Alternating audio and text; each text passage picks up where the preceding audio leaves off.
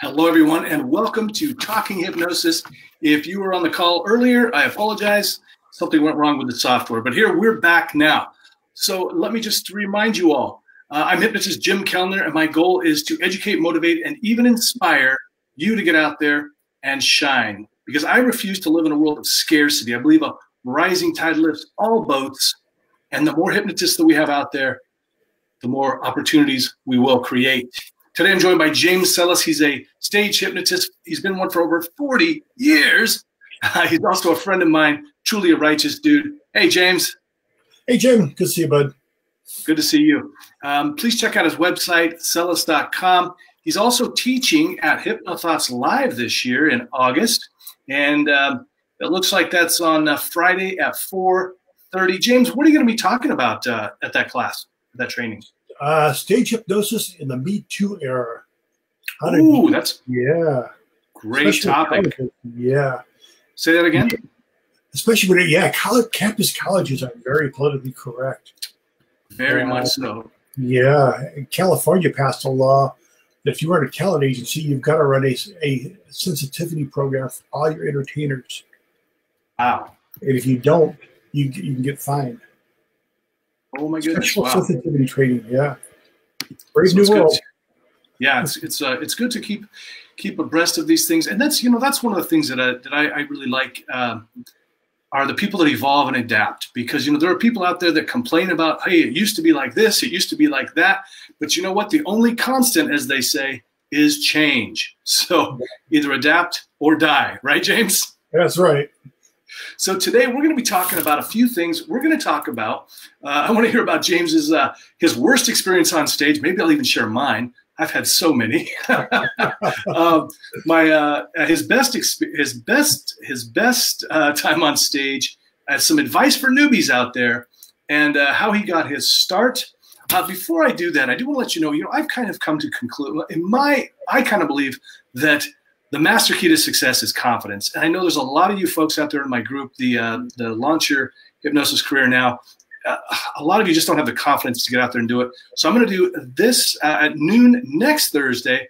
I'm going to do a Facebook Live, and I'm going to, it's going to be called Hypnotic Confidence. I really want you to get some confidence. It's going to be live. I'm going to share a link with you. If you tap on the link and sign up, I will notify you of that. I'll also send you a replay and a free MP3 download of Hypnotic Confidence. James, on with the show. Tell me, now of course I know a lot about you, but tell the people that are listening, how did James Szeles get his start? Well, I had been in entertainment since I was 16. I was a magician for many years, along with my cousin, and then I got out of that and never intended to get back into entertainment. Moved to San Francisco.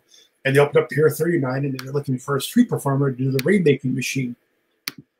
And I thought, okay, well, I was burned out of magic, and I thought I'd give street performing a try. I did like it. And I did that for about 3 years. And I wanted to get out of street performing because it was a machine, a rainmaking. It had a machine. I told people I could make it rain.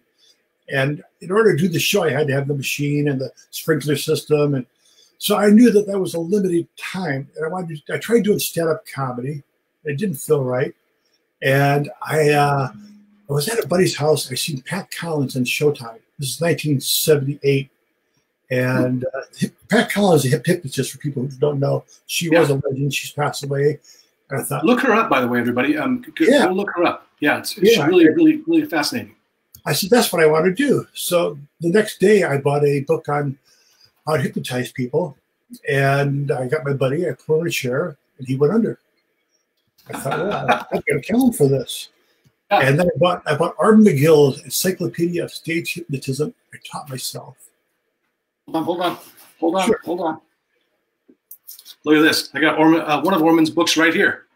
I have that. I have a signed copy of that book by Orman. Awesome. Yeah. Sorry, go on. And then I just kind of taught myself from there. It took me about 3 years to get my show going because I didn't know what I was doing. And I, like a lot of hypnotists going, my first induction was really long and really drawn out, and it wasn't too because the hypnotist's worst fear is they're going to come out of hypnosis during your show. Right. Or that they won't go into hypnosis. They won't go into hypnosis, yeah. Right. And over the years, I just really developed a really tight induction.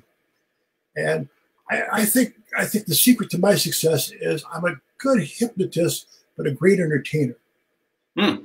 And I think that's my key, because people are there to be entertained. I'm entertaining with hypnosis. I was entertaining with magic. I was entertaining with the rainmaking machine. But I'm using that force, whatever you want to call it, to entertain people. So if and it's just translated really easily into hypnosis. Yeah. If I could just interrupt real quick, I want to talk about that for a second, because more than once I've had people come up to me after a show and say, I didn't realize that a hypnosis show was supposed to be funny. because they'd seen shows before that apparently weren't funny. They were more of I guess it comes off as a demonstration. I even had a club owner tell me that they had a guy in there that was a really good hypnotist, but he wasn't very funny. And then he said that I and another guy, Michael DeShalit, had performed there and were both good hypnotists and funny. So I think this entertainment part for stage hypnotists is so important. Go like you say, try stand-up comedy, do some improv classes, take some acting classes. What other kind of things could somebody do? Are there things they could do to get more entertaining, become more entertaining? What I do, if you watch my show, I do a lot of one-on-one, and I interject myself into the show. And I let people play off of me, and it's kind of like a lot of hypnotists will do group stuff. I just let the group. Okay, here's one group bit. Here's another group bit. But the hypnotist, you don't get the hypnotist personality into it. Where I'll take somebody, for example, when you forget the number 7, and if they can't remember it, you'll see me leaning on the shoulder, looking at them like, oh, that's kind of strange, It's just how you interact with people on stage. And I've done shows where I had nobody come up, and I've done like a half an hour of talk. And people say, okay. And I say, okay, well, if nobody wants to volunteer, I've tried. And people walk away happy. When you can do that as a hypnotist, that's talent, believe me. But it's just like you say, it's a matter of just having the confidence and going out. You're going to fall on your face, especially when you can go on earlier. When your show's bomb and nobody goes under, which they happen in the beginning, you say, I'm never going to do this again. I swear I'm never. And then the next show, the show goes great, and you go like, ooh, one of the greatest things that ever lived. Right. But I've been doing this for 40 years, and even when the shows go, like I did a show about 3 weeks ago, and it was older businessmen, and they're from originally had businesses in Israel, but they had moved out to California, and they're all CEOs in these big Indian companies, and it wasn't the right group. But I got them up there, and I did a show, and I got 3 of them under, and it was a good show, And I did a good show considering what I had to work with, but it still bothers me to this day because I know what the show can be. Yeah. Right? You think after 40 years, if a show doesn't go perfect, you sit there and say, oh, that's okay. It bugs me. Yeah. I can relate with that so much. It's funny when you talk about those bad shows. I think that's one of the big fears that people have, whether it's they're a hypnotherapist or a street hypnotist or a comedy stage hypnotist, is that, what if I fail? You know what? You're going to fail. It's going to happen. And you know what? I mean, the thing is, this is what my friend Bob Fake tells me, because I'll call him up, and I'll call him up right before a show and tell him I'm going to die. And but I've talked to him before, and what he'll say is after a show we're talking, and he's had he's had his share of bad ones too. It's just the way it is. And he'll say, this is what he'll say to me. He says, did you live? Yes. Did you get paid? Yes. Well, there you go. Yeah, Bob's a great guy. I love that. They were happy with the show that I did for the older group. But I knew I could have done better. I knew it wasn't the right crowd. But I told them when they hired me, I said, it has to be a fun-loving group. I can't force people to go under you. These are the things, if you're getting started, these are the things when a client calls you that's very important to stress. Say, number one, are they a fun group? Number two, are they afraid to have fun in front of each other? Yeah. And then they'll say, well, yeah, they're a fun group. I know 3 people that would love to be hypnotized. I want you to pick them. I said, no, I can't pick them. They have to want it. You really have to educate your client, because I've turned down shows that I thought weren't right, and people have thanked me for it. You know, yeah. That's But then really good point. I've done shows at retirement homes. I did 2 shows at this retirement home in Lincoln, and thinking, wow, these people are in their 60s and 70s, and they loved it. I did 2 shows, and they got up there. They're the funnest shows they ever had. You know, it's just, you never know. Yeah, you never know who's going to go under. And yeah. You know, it's funny. I did one at a retirement home, and one of the staff came up ahead of time, and he said, I mentioned this in my TEDx. He says, hey, I'd love to volunteer for your show, but I just don't believe in that stuff. I said, great, come on up anyway. You don't got to believe. And he ended up being the best of all of them. Isn't that great when that happens? Yeah. Everybody tells you, I can't be hypnotized. Right. You can't hypnotize me. A billion people have tried. I said, no, I can't. I say you hypnotize yourself. I just give you the words. You repeat the words to yourself. I tell people all hypnosis is self-hypnosis. You know? And, absolutely. Yeah. Because you always have people, like you say, the people say, I can't go under. The ones you should drop easily. Yeah.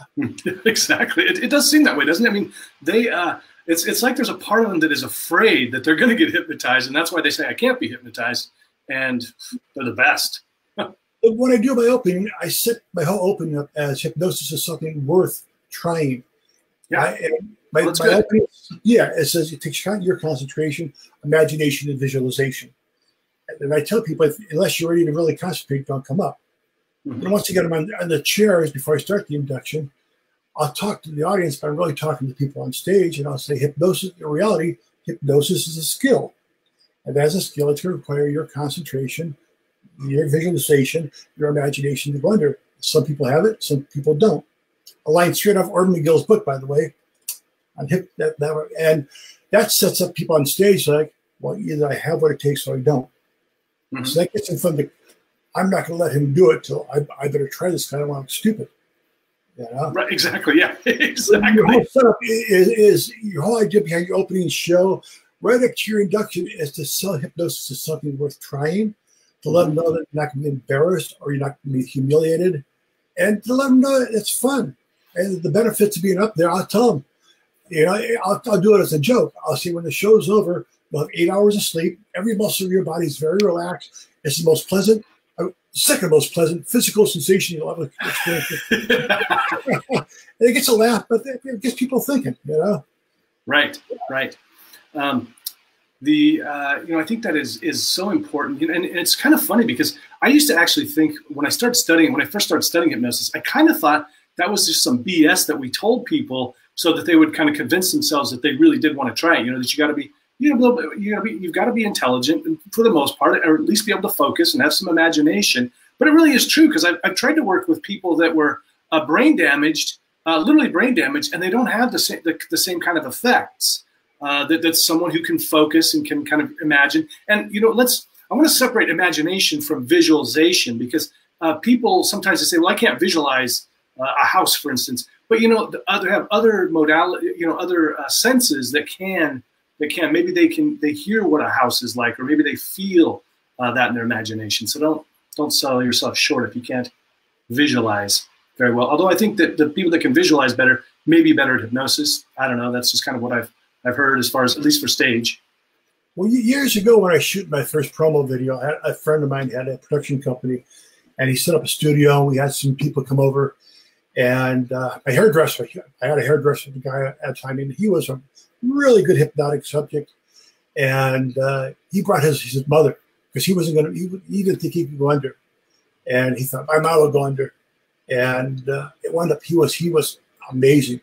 The guy that swore he couldn't be hypnotized was amazing, and he dropped like a rock, and he did everything I wanted. So right back early in my career, I learned that just because people don't think they're good hypnotic subjects doesn't mean they aren't. And one thing I don't do that a lot of hypnotists do, I don't pre-test the audience. Mm. Because if you fail the pre-test in the audience, they won't come up. And I find a lot of they fail the pre-test, you know, the fingers together, mm-hmm. or, you know, the arms locking. A lot of people have failed the pre-test because they're trying too hard. Mm-hmm. You know? And I'll pick 20 people at random and start my show. Yeah. That's good. I'm sorry, just looking at some, looking to make sure we don't have anybody commenting questions or anything like that. So James, things have changed over the years. What have you done to adapt your show and also your marketing? Because that's the big deal. People are like, oh, you know, when I used to do it back, people would find me in the yellow pages, or they'd, you know, I'd send out some flyers, and now that doesn't work. So what do you do now? Well, I'm kind of on the fringe of social media. I dabble with like Instagram and stuff like that, but I just find it for grad nights, for example, I'll send postcards to every high school in California and Nevada and Iowa, and I'll just do blanket postcard marketing. It's old school, but let's say like last year I sent out 150 postcards to the Bay Area, just college, high school around me, and I got 2 bookings out of it this year. Nice. So it ran me $100 for the postcards and the stamps, and I got my money back, you know, right, 3,000 times in return. And just a lot of word of mouth, a lot of things. Here's an example, and I'll tell you this, and all the hypnotists out there, I videotape my shows, every show, and I'll use a real high-end camera. And I'll tell people, because a lot of times when you do shows, they'll say, I don't want you to videotape me. And I'll say I have to for insurance reasons, which is true. Good, right. Yeah. But I'll give them 2 DVD copies of the show for free. Nice. And they'll take 1 copy for themselves, and they'll always take the other copy and say, hey, here's a copy of this guy. He was good. Check this out. Ah, that's brilliant. Yeah. When I do high schools, the high school grad night committees always keep a record of the entertainment from the year before. And if they like you and they get good reviews, they'll hire you back. So I'll give the grad night committees 2 copies, and they'll put a copy of the DVD in their grad night book. And the next year, the next head of the grad night committee will open the book. Oh, there's Szeles. You know, it's so simple. You know, but I don't know. Awesome. If I had to start today, the way things are with stage hypnosis, I don't know if I could, because you have to do, like you're doing, you have to do talks all the time, little clips here and there, and I'm not really into that. I'm a little bit of an introvert. I'm a functioning extrovert. I love being out there.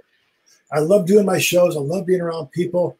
But if I got nothing going on, I'm just as happy sitting at home all day, all week long, and not interacting with anybody. So, James, I'm an absolute introvert. And it's so funny because when you meet people and you tell them that, they're like, "But you're on stage, and you can't possibly be an introvert."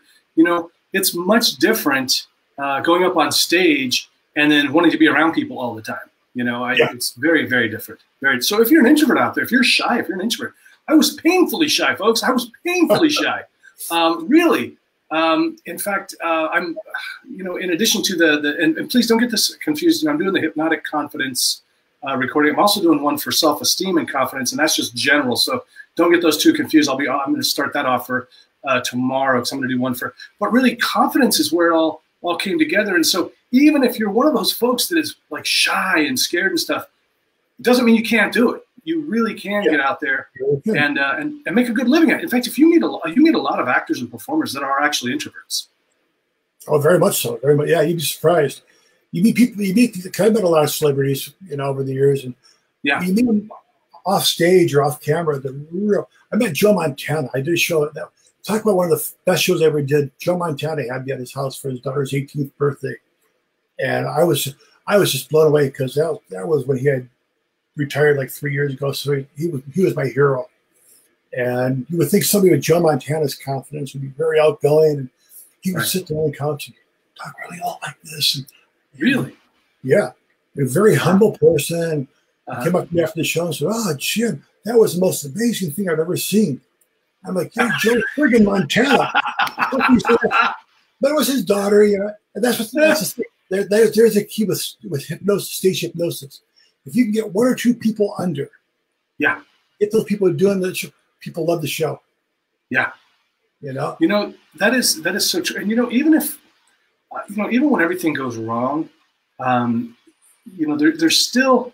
I mean, I've had people come up after a show and genuinely say, "Hey, that was really great," even though, you know, 1 or 2 people went under. I mean, I think at the very least, if a few people go under, even if the audience isn't cracking up and stuff because they're not that outgoing or fun or whatever, it's a small crowd maybe, it's still a great demonstration of hypnosis, and people do have a good time. Yeah. And you and I talked about this, doing shows, and you sit there and you'll do a show, and you'll say, I'll say to myself, nobody liked that show. Nobody laughed. And I'm driving, my wife will say, you're kidding. They cracked up. I said, no, they didn't. And I'll watch the tape, and sure enough.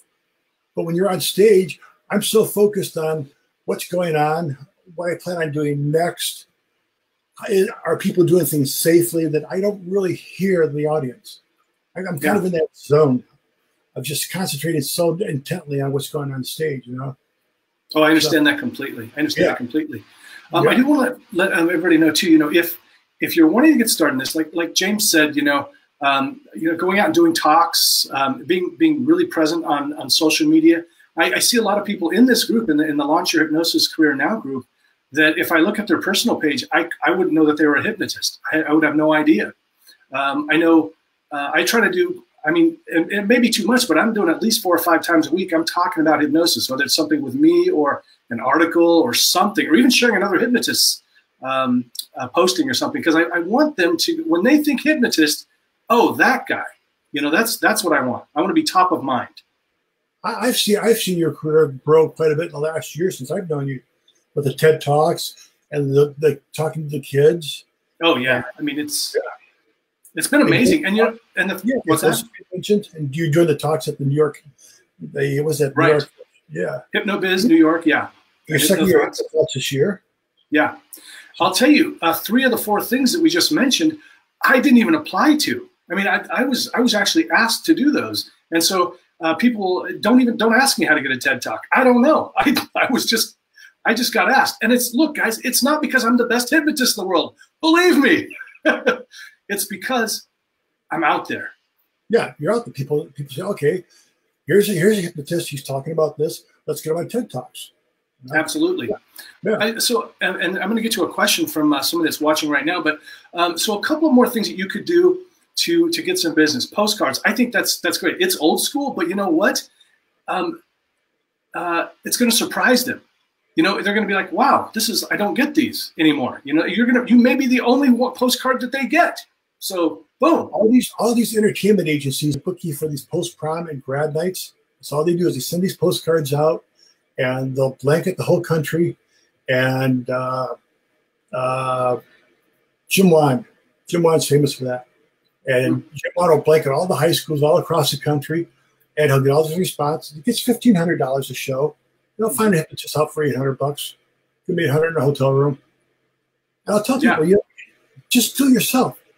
Google Iowa high schools, and the whole list will come up, and just copy and paste onto a mailing sheet. You know, it's that simple.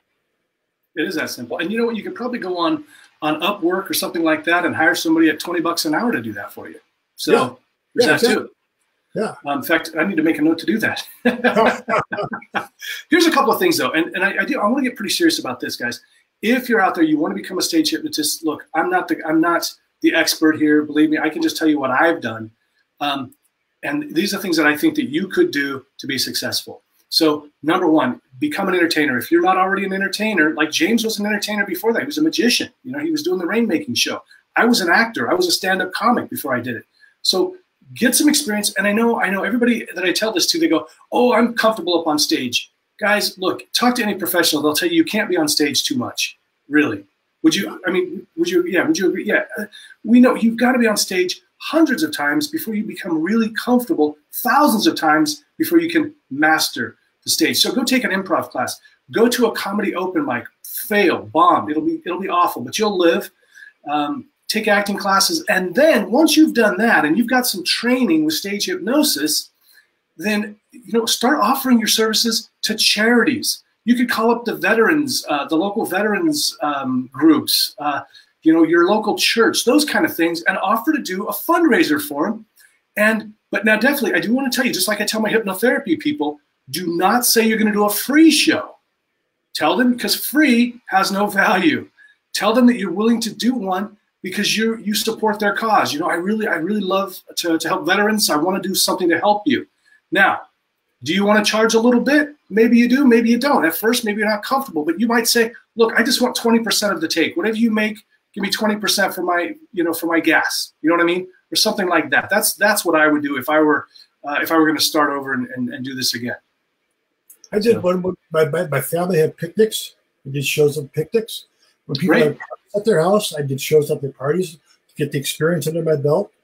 But when you see me walk on stage, it's like I'm very comfortable on stage. And especially when, like the other show I told you was a real hard show. For me, I'm sweating bullets because in my mind, I'm thinking, what am I going to do next? Because these people aren't responding. Right. But I said, wow, it's a hard show. And she said, well, I couldn't tell by the look on your face. You know, you never want to show that you're having a hard time. Oh, yeah. Because if you're not having a good time on stage, the audience can pick that up. And, absolutely. So you always want to act like you're having a good time and everything's fine. And, oh, yeah, well, one person's under, but that's normal for this show. And right. Exactly. Utilization. Oh, yeah. Yeah. Whatever's happening, that's exactly what you wanted to have happen. So I've got a question here from G. Ray Glenn Sr. Hey, G. Ray. He asks, James, how has your pricing changed over the years versus market locations? Oh, well, I spent the majority of my career in San Francisco. So I had all the tech companies, and I did one of Intel's very, very first Christmas shows where they had it like almost like a gymnasium for their employees. And but then with like a lot of I'm considered an old timer. I'm a pre-internet hypnotist. When the internet came around, it gave me a difficult challenge because it helped me, but there's a lot more competition in the market.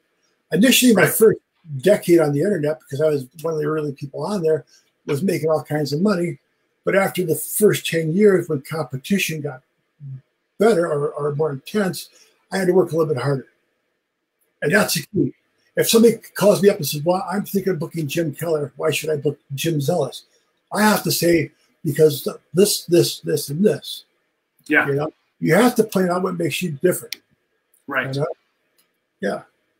And I think, and being sure to not slam the other person, because that's going to make you look bad, and it may get back to them. But tell them, I mean, because here's the thing, people, because there is competition, right? But you know, James Hedrick, he says, I don't have any competitors. I just have people, I just have colleagues that do the same kind of work. So you're going to find your tribe, guys. So yes, there may be 100 other stage hypnotists around, but they're going to choose you for certain reasons. So James is he's going to highlight, I got 40 years of experience. There's nothing that could happen that I wouldn't know how to handle, right? He might be able to show. I know James has a ton of videos online, right? So, and he's got them going way back. He's got a website that's been around forever. So he's got his, and you know, I know James Zingelman likes to point out, have your unique selling proposition. And so, you know, you don't want people to just choose a stage hypnotist. You want them to choose you, but you got to give them good reasons to do that. And you have to understand your market. If you're advertising on the internet, you have to understand search engine optimization. Yeah, that's one thing I've been embracing technology my whole life, especially when it came to the internet. And in the beginning, it was if you had a web page up and you had links to other web pages, the more links you had, the higher up you were in the rankings.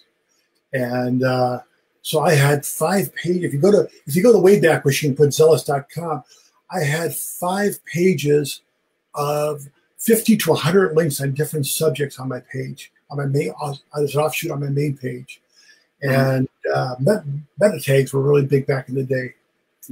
And here's a funny story for you.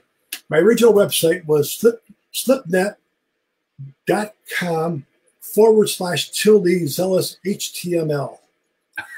And that was my website for about 3 years when I first got started and the internet was new. And I decided to buy Szeles.com for $100.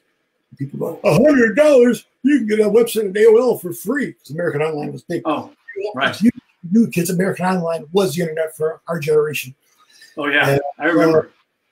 I had Szeles.com for about a year and a half. I couldn't get Yahoo to change it from SlipNet to Szeles. And I'm doing the show for a payroll company in Palo Alto. I'm talking to the lady. I'm sitting there. We just made conversation. I said, yeah, I bought this new domain. and Yahoo won't switch it. We do Yahoo's payroll. I get that switch for you. The next week, it was switched. That's awesome. That is awesome. And so, go ahead. You can say. No, go ahead. Please. I was just going to say, before Facebook, because I always went by I always went by Szeles. I never went by James. Even people who have known me for years know me by Szeles. And it wasn't until Facebook came out that a lot of people who knew me for many years knew my first name. Because people say, "Hey, Szeles, how you doing?" You know. Mm-hmm. That's not how I was going to say that. It's a great name to use as a stage name. So I want to say, so I think one of the important things here too to remember is to embrace the new technology, and who knows what that's going to be. So, I see my friend, he's such a good friend. I don't remember his name right now. Oh yes, Tyson. Yeah. Tyson, who's a fair hypnotist. He's on, I think it's TikTok now. I keep seeing videos from him on TikTok. So he's embracing a new platform. James jumped on board with the website, paid $100. Whoa! And that's back when $100 was $100.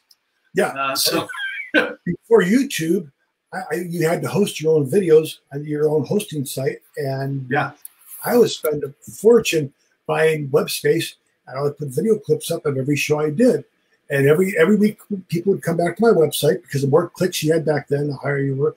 They'd watch these videos. It'd be 2-minute videos, because to render a 2-minute video back in 89, 90, that a 2-minute video took almost 2 hours to render on a lightning fast Pentium 90 computer. Whoa! I would put new clips on every time I did a show, and people would come back. And I started getting the following. Every week, people would come back and check the new clips. Then when YouTube came out, it took that responsibility of hosting my new website away. You don't have to worry about that anymore. But that's the kind of stuff I did. When the first digital video camera came out, it was $5,000. But I bought it because it had broadcast quality. I've always invested heavily in my shows, so my product always stands out from everybody else. Is as good, if not better, than anybody else's. My video, my press kit. Back before the internet, you had to send out a folder, with pockets in it, and you put your letters of recommendation, your press photos in it. And a lot of hypnotists would buy them from Office Depot and put a little sticker on it. And I had a really nice printed one with my name embroidered on it. Everything, my bio was all printed. The postcards, Szeles poster, I had that in there. And I always invested heavily in the show, so my materials always stood out. Yeah. Sometimes my material is better than my show. That's great advice too. In fact, I've gotten gigs just because the other hypnotist that they looked at had a crappy website. No kidding. I've been told that. I was a theater, and they called me up, and we were talking, and I was asking him, "So why'd you choose me over somebody else?" I says, "Well, the other 2 hypnotists I looked at, they didn't have very good websites, so I think you at least have a good website. You must be doing something right." So people tell me, I'll send people to my website, and I'll send them to my YouTube channel. And the last 2 years, the majority of bookings I've gotten, people said, "Well, we watched your videos on your YouTube channel, and we laughed our butts off. It was so funny." And I did a school a couple of years ago, and they said, "Well, why'd you choose me?" It was Future Farmers of America. And I got there. I said, so whenever I do a gig, because I always ask, "How'd you find me, and why'd you book me?" And they said, "Well, we went on your website, and we watched the video, and everybody in the class went under." Oh, sweet. Yeah, we had to wait to the end of the video to wake some of the people up. We decided you're the hypnotist for us. So that's awesome. Especially, YouTube. No, good. I was going to say, especially since there's a lot of hypnotists that if they do post a show, they never post their full show, and they cut out the induction because they don't want some other hypnotist, I guess, to know what their induction is. But who cares? I mean, you got a sale there because you're posting videos. And is that a private link that you send them, or do you post those on the public? Public. It depends on the client. I have in my contract, I have a right to videotape and use my show any way I see fit without compensation. But I'll always ask the client, "Is it okay if I put a clip up?" Because, that's good. Yeah, because that's that real difficult show a couple of times back. They're all businessmen, and they didn't want the images on YouTube, and they said, please don't post a video up there. Yeah, no. That makes sense. Yeah. But like you said, I mean, if they ever say, you can't videotape it, just tell them it's for liability purposes. You don't have to use it, but to post it or anything, but you do have to do that. And even if you don't have insurance, I hope you do, because you could get sued. But even if you don't, I mean, have that, because then if somebody says you did something or didn't do something, whatever, you can look back and see. Plus, I find that as painful it is, guys, watch your videos, because you're going to see spots where you're like, wow, this was awful. I need to make this better. If you don't watch your video and say, I could have done this better, you're not trying. I'll still look at my videos and say, I could have done it. Or I'll sit there and go, I got an idea. I'll watch it. Okay, here's a twist for that.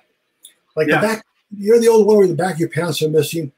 And every time I turn on my underwear, I was doing that for years. And I was sitting in the car driving home. I heard Bad Moon Rising. I see a bad moon. What a great song to play. Right. Just like that, Yeah, that's awesome. That's awesome. Yeah, many years when I did the movie star, I did, and it got kind of boring for me. I wanted to keep it fresh. So I thought, I'm going to get the biggest magic marker I can and have the celebrity sign people's arms. Oh, and if you'll see my show, you'll see it, the show I did for HypnoThoughts Live. The lady wanted her boobs signed, and she went up, lifted up her dress, and got her leg signed. And I thought people are going to be pissed at me because this is permanent magic marker. It's an inch thick. Yeah. And for those of you that have trouble watching video, I remember back when I was doing stand-up, somebody once said to me, they said, if you can't watch your own video, why should anybody watch you? So, that's true, isn't it? Yeah. If it's painful for you to watch, then it's painful for them to watch. Do you watch other hypnotist videos? Do you watch other? I do. Yeah. I've kind of, there's very few people I can watch. Yeah. Burned out on them. Yeah. I can't. So it's funny. I can still watch, not that much. I don't spend a lot of time doing it, but I can still watch some hypnosis shows. I find it tough to watch comedy now that I've done comedy for so long. It's just not as fun for me to do for whatever reason. One thing I wanted to circle back around to, G-Ray's question about how pricing has changed. Let's say I'm just getting started. I've not even done a single show. Well, no, let's say I've done a few shows because I did that charity thing. I called up some places and I did a charity show. And now somebody contacts me and say, hey, I want you to do a show for the birthday party at my cousin's house. What do I charge them? How do I decide? What I used to do when I first got started doing paying gigs is I'd ask them, what's their budget? They say, well, we don't really know. I'd say, well, do you have $500? This is back in 1990 or 1980, 81. You have $500? Because that was a lot of money to me because I was a street performer. Well, yeah, we have $500. I'll tell you what, I'll do it for $500 as a favor to you. If I do, write me a good letter of recommendation. Right. I love it. That's great. Write that down, kids. Write that one down. Because you're asking them too. You're saying, well, I mean, do you have $500 in the budget? And then if they say no, you can go, well, what can you do? I find that nobody ever wants to tell you what their budget is until after you've told them. After I tell them it's $5,000, they go, oh, we don't have enough money for that. Well, what is your budget? Oh, it's $2,000. Okay, well, why didn't you tell me that in the first place? Because now I've got to give you a good reason as to why I'm coming down to $2,000, right? I always go about $500 more than I think they have in their budget. And then if they're stuck, I can always come down, but you can't go up. Exactly. True. True. Yeah. And having those kind of things in your back pocket where you can say, I'm willing, because I would love to do this show for you. I want to help you out, and you give me a good letter of recommendation, that kind of a thing. James talked about really good quality equipment, and I got to tell you this. And James, you've been telling me this for so long, and I finally am editing some clips. So look out. Sometimes it takes a while, but it's so important. I've got my demo up there, but yeah, I even had somebody a while back say, do you have any more clips? And I'm like, yes and no. I don't really, I don't do that. So that's not the best way to be. You want to have a lot of clips up there. And so I've actually started taking James's advice. I'll be posting one soon, a new clip. But here's the thing too, and this is something else that I need to do a better job of. Even if you can't afford the best camera available, you can rent one. You could rent one. You could even have a couple of buddies come out and one shoot straight on, one shoot from the side. Pay somebody a little bit or something, buy them dinner or something. I'm sure they'd be happy to record it. So you can make yourself a fairly decent video, and it's going to be tough to get work until you've got a video, really. Yeah, if you don't have, so it's going to be tough for you to get a paying gig. You might be able to get a charity gig. The other thing that can help is if you do street hypnosis. Go out, do some street hypnosis, get some video of that. And so when the church or whatever says, hey, do you have any video that we can watch? You go, oh yeah, here's some street hypnosis I did. I'm just getting started. I've been doing blah, blah, blah. And I really want to help. You have to come up with your own way of doing that, but it's still possible. You can break into it. I mean, if your smartphone has a camera on it, your smartphone Absolutely. has a camera. Oh yeah. That's all you really need. I was living in San Francisco, and KPIX, which is Channel 5 in the Bay Area, had an evening show called Evening Magazine. And the guy calls me up and says, hey, is this James? I go, yeah. He goes, I see you're a hypnotist. I loved you in The Rainmaker. I want to do a story on you. I want you to come down and I want you to hypnotize the host and the co-host of Evening Magazine. I said, okay, that's cool. So I went down there, and the co-host went under pretty good. The host went under so-so. And we shot about an hour and a half. And it was fair to okay. And it was going to air in a couple of days. So I called the producer. I said, do me a favor. Can I watch it before you air it? Because I was worried. He goes, don't worry, I wouldn't make you look bad. And he cut the thing, and it looked so amazing. And he cut down an hour and a half into 5 minutes. You would think I was the world's greatest hypnotist. And from that moment on, I learned editing makes a difference. It's all in the editing. Yeah. So yeah, I've seen that video, and it's really funny. I would not even know that it was awful. I was sweating bullets on that one. Yeah. Yeah. We work with that. That's tough. Yeah. We're going to be wrapping this up pretty soon. So if you have questions, please do comment below. I got to tell you too, if we didn't cover the things that you'd like to know, please shoot me a message. I'll try to answer your questions, or even better yet, shoot James a message. I'm sure he'll answer your questions. He's like the coolest guy. I just called him up the other day to ask him about some pricing for a show that I'm pitching. There's a lot of folks out there with, it seems especially true with stage hypnotists, that the scarcity thinking, and they feel like they've got to grab everything for themselves, and you may make more money doing that. I don't know, but I don't want to live in that world. I don't want to live in a world where I'm like, oh my God, James might book a show that I wanted to get or something. If James gets it, I'm going to give him a high five, say, good for you, man. I need to do a better job about getting more clips up or something like that, The other thing that I always tell people is stop fighting over the same stuff. If somebody's already locked into a comedy club or a high school, for instance, I mean, yeah, if you can do a better job, great. But what about opening up new markets? This Jason, is it Callahan? I can't remember what it is. He's the wedding hypnotist. He's doing these shows in Ireland, and he seems like he's booked all the time. And I talked to another hypnotist about, maybe doing some, weddings, and he was like, nobody does weddings. And I said, well, great, then that's why I want to be there, right? I mean, if nobody else was knocking on their door, and I got to tell you, actually, I talked to this individual not that long ago, and he actually booked a wedding. So anyway, weddings, yeah. Because Comedy Hypnosis show is way more fun when you know the people up on stage. So at a wedding, you know everybody. We're a perfect fit. It brings attention to the wedding too. True, absolutely, yeah. So open up new markets. Don't be afraid of competition. We're all colleagues. We're all doing the same kind of work. Like I said, shoot us a message. Shoot James a message. Shoot me a message. We'd love to answer that. And again, I just want to let you know, for free, I'm doing this because for my group. Again, I really want you to be successful. It took me 25 years to start doing what I really wanted to do. I tried to hypnotize my little sister with a book from the library when I was 17 years old. Okay, so and no, it did not work. But and it took me 25 years to finally get the courage to actually do it. And I don't want you to wait like that. I don't want you to be in that same position. So that's why I'm so fired up to help you to be successful. I've got this. I'm going to be doing the Facebook Live same time next week. I'm going to mix it up. I'm going to do a Facebook Live in this group, and then I'll send you an MP3 download because I really think it helps if you listen to these things over and over again. I know it's not going to be the same as if you work with somebody one-on-one in hypnotherapy, but it's going to help. It really will. I can almost guarantee it'll help you to feel more confident and get out there and start doing it. James, now the really fun part. Okay. I would love to hear your, just whatever one you can think of, a worst experience that you've had on stage. I was booked to do a New Year's Eve show for a Russian New Year's Eve party.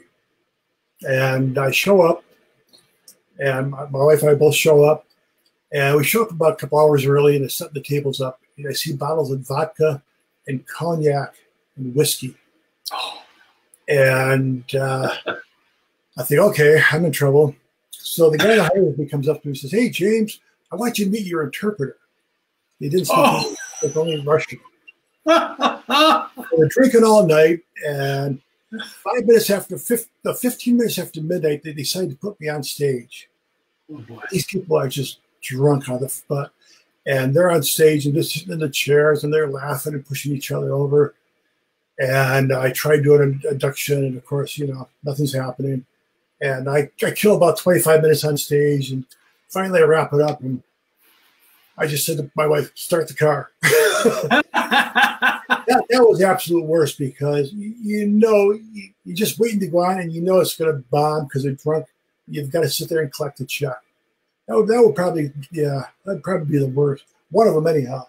Yeah. And, yeah. You know, I got to tell you, and that's something that I really am stressing more to people, and I'm putting it in the writer. For those of you who don't know what a writer is, Google it. You know, you have a writer that kind of tells them what you need to be successful to do a show for them, and that's, you know, if you need a microphone, a sound system, all that stuff. So Google that. I'll tell you, I took a lot of what I have in mind from the amazing Boris, or the incredible Boris. So you can go to his website, and you can kind of look over. He's got a great promo package. James, you probably do too. So they could head over to your website too. Remember that digital press kit I showed you? The what? The digital press kit? Oh, yeah. Mm-hmm. Yeah. Oh, and I got to tell you, that is freaking beautiful. And there were a lot of things in there that I said, oh, my goodness, I need to add some more stuff to mine. Absolutely. Yeah. Yeah. It's so easy to make, and it doesn't cost you anything. And it's a download off my website, and I can email it. Well, yeah. It's kind of nice. I mean, it really is. I've actually downloaded a lot of different hypnotist press kits and entertainers in general. You know, one of my favorite, Kermit Apio, he's a comic. He's a really funny comic. He's amazing. His website is awful. but I mean, he's been doing this for a long time. If you've got a reputation, you can maybe let those kind of things slide. But I got to tell you, some people don't even have a press kit. So go get yourself a press kit. That's one of the first things that you need to do. And again, you can go to James's website. I don't know if you can. I don't think I have mine set to download yet, but it will be. The Incredible Boris has a great. He's even got the staging and all that kind of stuff. I think James might have had some of that in there too. Yeah. So go check out the people that are doing well. I mean, a lot of people don't like Richard Barker, the Incredible Hypnotist. Go check out his website. He's got a really kick-ass website, and he's doing something right because he's getting a lot of work. So follow the people that are successful. And I got to tell you, so James is one of these kind of guys that if you sent him a message, he would reply. If you said, James, can we have a chat on the phone? He's going to say yes. So please reach out to him. Send him a Facebook request right now. It's James Szeles, Szeles, S-Z-E-L-E-S. James, I also, and if you see him and his wife, PJ, I love PJ. She's amazing. She's way too good for James, but you know, that's where it goes. I agree. If you see them at the conventions or something, go up and say hi. He's the friendliest guy. Yeah, honestly, and this is not just to blow smoke up James, but we'd been friends on Facebook for a long time. I met him at HypnoThoughts Live. Afterwards, I told the person that I was with, I said, that's the kind of person that I want to be. I want to be the kind of person that when you walk away, you go, that is one cool guy. Yeah. Now I know. Now that I've got to know him, it's not true. But I saw Jim. I told myself if I ever was successful and made a living, it was up to me to lead the profession better than I found it. Oh, yeah. And that's my way. You know, if people are up and coming and they have questions, throughout the 90s, when I had the website up there was a father-son team that were cranking out these hypnotists. And they couldn't do shows, and they contact me and they say, hey, you know, I took their class and did a show and people didn't go under. I said, well, send me your video. I'd watch the video. I'd say, okay, here's where you went wrong. Here, boom, boom. I correct it. Because if they do, every time, here's the thing, every time I did a show, especially now with corporate shows, and I talk to people, I say, why did you book a hypnotist? I see one in high school. I see one in college. And they made me laugh. I never forgot that. So if you educate these guys to do good college or high school shows, then you're guaranteeing your success in the future. So. Yeah, and I've gotten a lot of in fact, I just talked to a guy a couple of weeks ago who wants to book me for a corporate that he got hypnotized back in high school. So that's why I say the more people are exposed to hypnosis, the less mysterious it's going to be as far as ooh, we don't want to do something crazy like that. It's going to be like, oh my goodness. You know, here's the thing. People that say there's not enough work out there, look around your local town and how many bands are playing on a given night? Yeah. How many stand-up acts are there? How many theater shows? There's tons of entertainment. If you go to any kind of a major metropolitan area, and if there's one stage hypnosis show going on in a given week, it's almost a miracle, right? I mean, they just don't happen. I mean, I'm up here in Seattle right now. There's at least 3 or 4 that live in the Seattle area, and then several that come in from other areas to do shows. But there's not one going all the time. So there's plenty of room for us all to start making more money doing this. There really is. And don't, like you said in one of your blogs, don't judge yourself by other people's career. Don't look at my career and say, well, look, my career should go like James, or my career should go like Richard Barker or Terry Stokes or Anthony. No, everybody has their own way of navigating through the hypnosis world. Make it your own. Don't feel like, well, I haven't made it because I'm not doing a show in Vegas. Or exactly. Right. I didn't make it, so I'm not doing corporate shows, or you know. If you pay your bills by doing shows, treat it. This is one thing I want to stress. Treat it as a business. It's fun. It's enjoyable, but when push comes to shove, it's how you pay your mortgage. It's how you pay your car payments. And always look at it as a business, you know. And you see how, you know, it is fun to be up there on stage. But you've been on the road. You've been at the airports at 6 o'clock in the morning. You know, you've sat at airports for 3 hours at layovers and driven 3 hours to stay at crappy motels. And yeah. You know?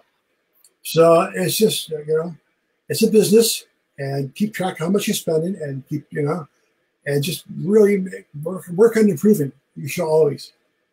You know, I'll tell you, it's funny you mention that, because I've been busier the last year than I've been since I started doing this. And I actually spent the last 6 months, traveling most of the time. I was really tough on my developing a new relationship that I'm in now. It's a freaking hassle, man. And you got to think about that when you're charging $1,500 for a show. You know, you're not getting $1,500 for an hour. You're getting $1,500 for number one, all the marketing you've had to do, all of the training over the years, and all the travel time. You know, it's not necessarily like the way to make millions. And I'm actually kind of rethinking some things, looking at some other avenues. I still love stage hypnosis. I mean, even those times when I have a terrible show, then I'll do another one and have an amazing show and go, oh my God, I can't imagine not doing this, because really it is of all the entertaining that I've done, it is the best that I've ever done. And if you decide you really want to be top in your field and understand the level of commitment, it does mean constantly being on the road. Yeah. It does mean, you know, a lot of hypnotists had their career at the cost of the relationships. Totally. Yeah. And you know, that's one thing I've kind of tried to always balance, the road life and the relationship life. So I kept a good balance, because, you know, your spouse doesn't want to see you every 3 months. That's no fun. You know what I mean? So, yeah, absolutely. Yeah. And, you know, so the couple of the big guys in Vegas right now, Anthony Cools and Mark Savard, they didn't just show up in Vegas and say, hey, I'm ready to do shows. I mean, they put in a lot of work. They put in a lot of time, and it's cost. There's always a cost. There's a trade-off involved. So, and also, and what you said too, I love this, James. You said treat it as a business. When I was doing stand-up comedy, I tell you what, it was not always the funniest person that became successful. I know people right here in Seattle that are absolutely incredible, gifted comedians, but they spend their whole day watching cartoons and getting high, getting drunk every night, all these kind of things. Now, if you can do that and still run a business, great.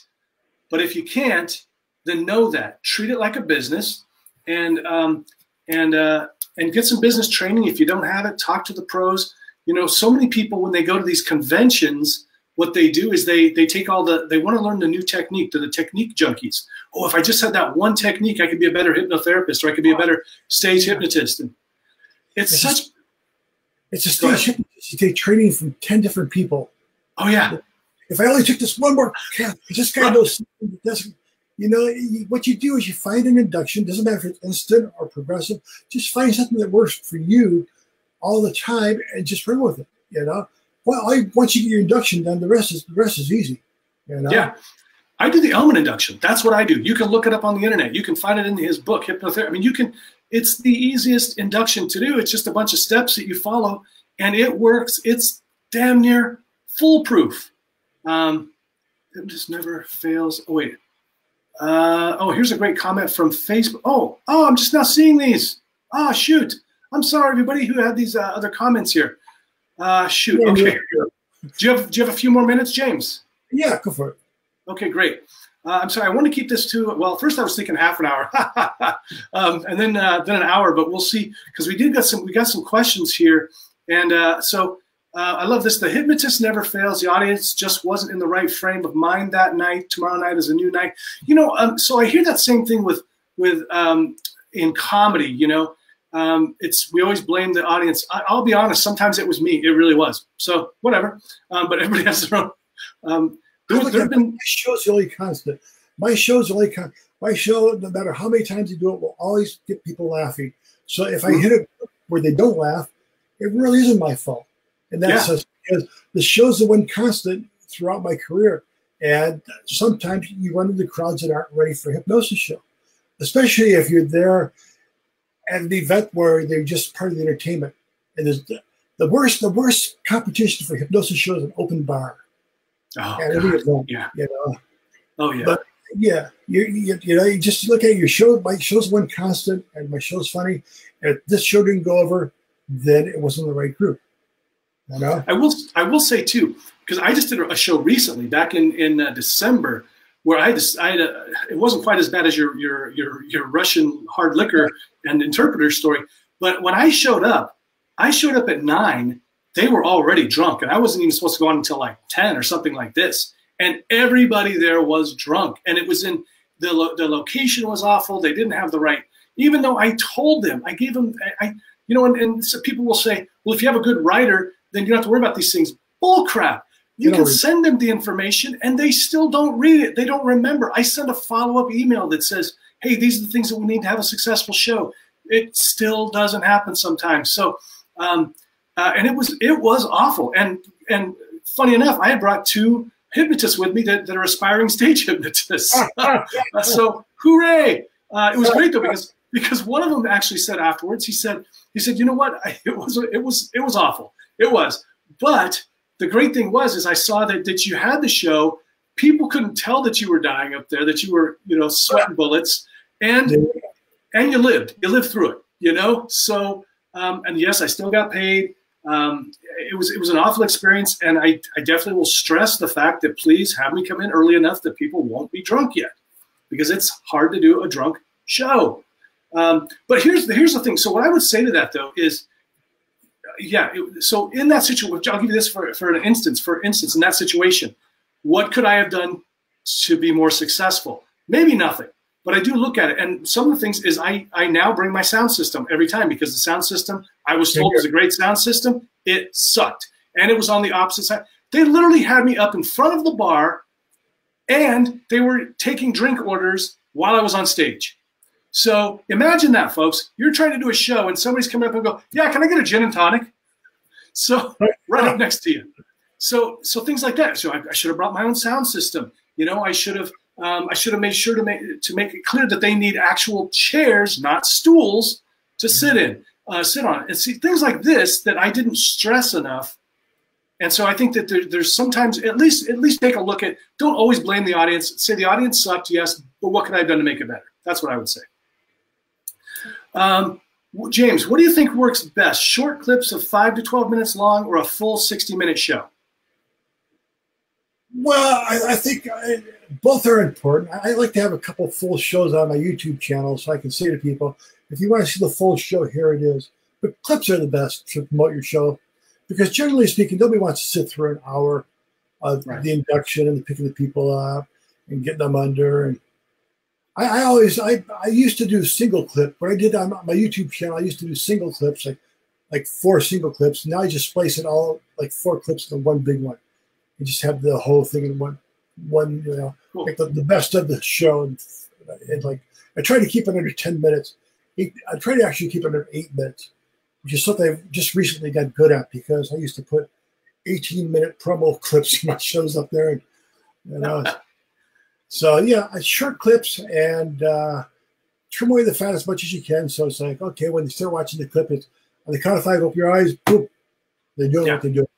They don't really set up, Yeah, so a variety, I think, is what you're saying, is a variety. Have some long clip, have some a full show, a few long clips, and some short ones. Remember, everybody's attention spans are going down. Some 2-minute ones, some 8-minute ones. Pricing has changed. Great. Okay, great. Looks like that's all the questions, comments. I want to end on a high note, James. So please tell us the best experience you can remember on stage.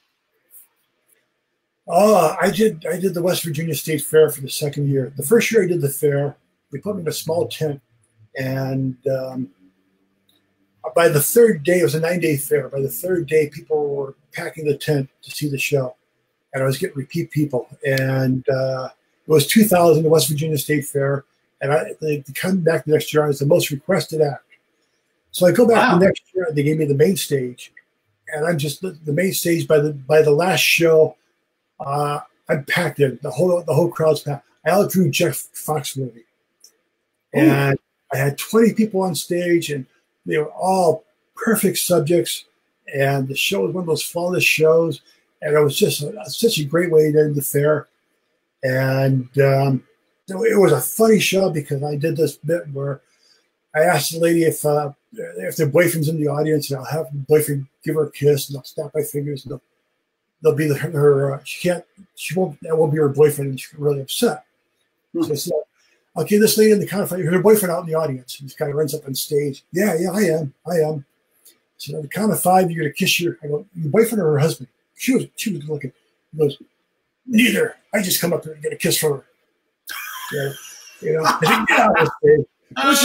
It was a flawless show, and everybody loved it, and it was just a perfect way to wrap up a fair. And you know, it was just to this day, it was one of the high notes. That's awesome.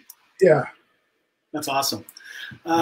So everybody, if you're listening to this, if you're a hypnotist, if you're you know, kind of a newbie or a wannabe, please, I encourage you, go to this, tap the link. I'm going to post the link below, but also just go to this page here. It's a landing page. I just started doing landing pages. How exciting! I'm learning new things all the time. Thanks, Alicia. My girlfriend's teaching me a lot of stuff.